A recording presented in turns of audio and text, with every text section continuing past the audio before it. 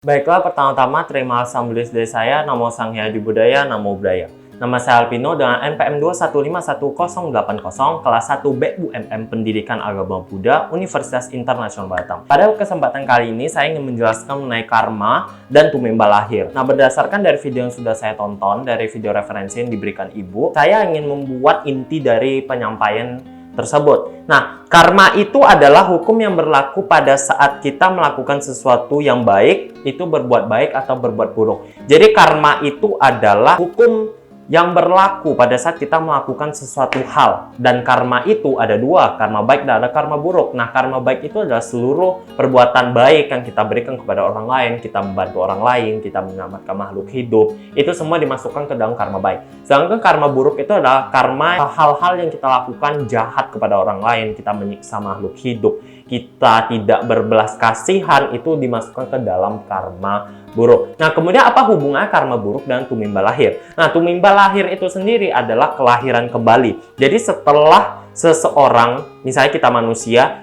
meninggal di alam ini, kita akan lahir kembali di alam berikutnya sesuai dengan karma yang telah kita lakukan. Jadi antara karma dan tumimba lahir ini memiliki keterikatan yang sangat kuat. Jadi kalau misalnya teman-teman dalam kehidupan banyak melakukan karma baik, maka teman-teman itu akan bisa lahir di alam surga. Bisa jadi teman-teman lahir kembali juga di alam manusia, di keluarga yang lebih bahagia, di keluarga yang lebih enak kehidupannya dari kehidupan sekarang gitu loh. Nah, kemudian kalau karma buruk, ketika teman-teman banyak melakukan karma buruk gitu kan, nah teman-teman itu pasti akan lahir di alam bawah dan juga alam yang tidak berbahagia seperti itu. Tumimba lahir itu bisa dipercaya atau enggak? Nah, di dalam agama Buddha, tumimba lahir itu sangat dipercaya dan ada dipelajari dan ada dijelaskan oleh Sang Buddha. Sang Buddha menjelaskan bahwa kehidupan kita bukan hanya di alam manusia ini, tapi setelah alam manusia ini, setelah kita meninggal, masih ada kehidupan lainnya. Terbukti dengan adanya 32 alam kehidupan di dalam umat Buddha yang dikenal gitu loh. Nah, kemudian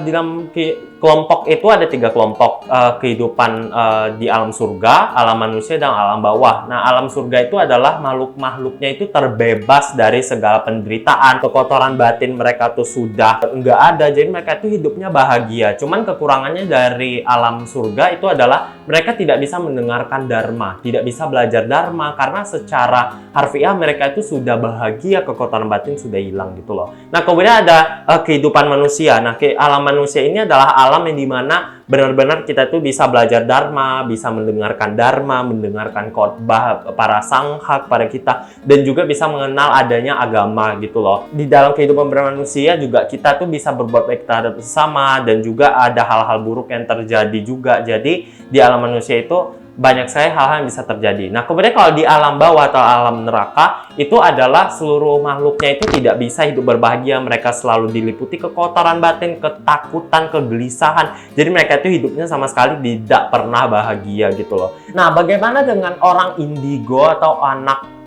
yang lahir memiliki kemampuan untuk melihat masa lalu dan masa depan? Adalah hal yang bisa kita percaya dan juga tidak bisa kita percaya gitu. Karena secara teori kalau menurut saya seperti ini, orang yang mengakui dirinya bisa melihat masa depan, bisa melihat masa lalu, itu kan keluar dari mulutnya, dan secara kita tuh tidak langsung melihat bahwa ya kita tuh melihat hal tersebut gitu loh. Jadi secara saya sendiri, saya tuh lebih ke arah ehipasiko, jadi datang dan lihat, buktikan. Jadi walaupun orang tersebut mengakui bahwa indigo, dia tuh bisa memprediksi saya tuh ke depannya akan seperti apa yang terjadi dengan saya ke depannya, atau masa lalu seperti apa. Ketika saya tidak bisa melihat secara langsung, saya tidak bisa membuktikan kebenaran tersebut, saya antara percaya dan tidak percaya dengan hal tersebut. Tapi tidak dapat kita pungkiri juga kita tidak mempercayai. Jadi kita harus menjadikan semua itu pelajaran gitu loh. Jadi bahwa ada orang yang memiliki kemampuan khusus bisa melihat masa lalu dan masa depan. Dan juga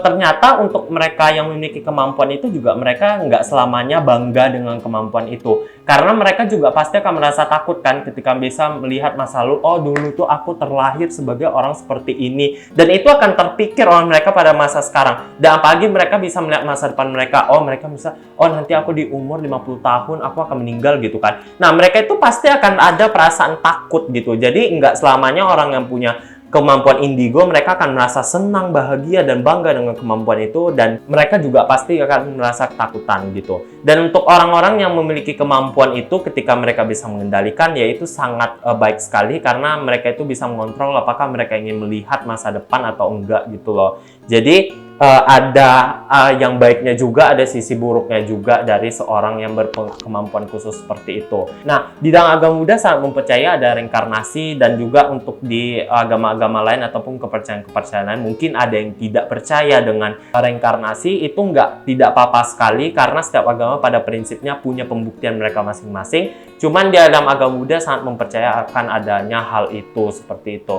Nah, makanya Sang Buddha itu selalu mengatakan kepada umatnya bahwa untuk selalu berbuat baik kepada sesama, selalu berbuat baik, menebar benih kebajikan, berbelas kasih kepada orang, jangan jahat kepada orang, selalu membantu orang. Ketika orang jahat sama kita, ketika kita bisa memaafkan, kita maafkan, seperti itu. Jadi Sang Buddha itu selalu mengajarkan hal-hal baik kepada umatnya, sehingga bisa menanam benih-benih kebajikan. Setelah itu nanti kalau benih kebajikannya matang dan dipetik, kita akan mendapatkan hal-hal baik seperti itu. Nah, berbicara soal menanam kebajikan dan menanam hal buruk ya.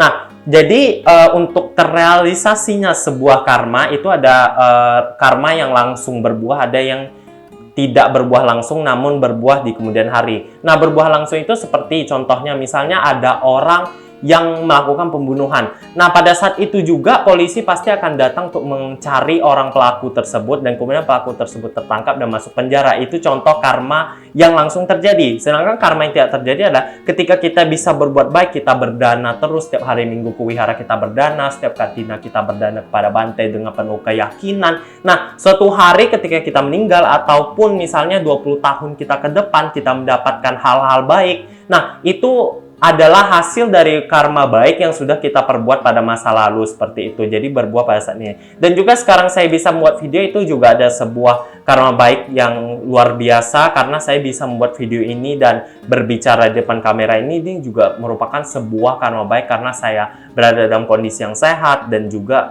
berbahagia, seperti itu. Jadi apapun yang terjadi ke kita besoknya itu pasti ada kaitannya dengan karma, seperti itu. Saya ingin seluruh umat Buddha itu meyakini bahwa berbuat baik adalah hal yang bagus, dan juga bisa menghantarkan kita itu menjadi orang yang lebih baik, dan juga bisa membuat kita nanti ketika kita meninggal, kita terlahir di alam berbahagia. Saya ingin semua umat Buddha berpikir seperti itu. Dan sekali lagi, ketika ada orang yang menentang adanya reinkarnasi, jangan diperdebatkan, karena ini adalah sesuatu hal juga yang merupakan sebuah keyakinan, kepercayaan. Jadi tidak perlu diperdebatkan dengan orang, yang penting kita percaya, dan kita selalu percaya bahwa melakukan perbuatan baik akan membawa kita ke kehidupan yang lebih baik, seperti itu.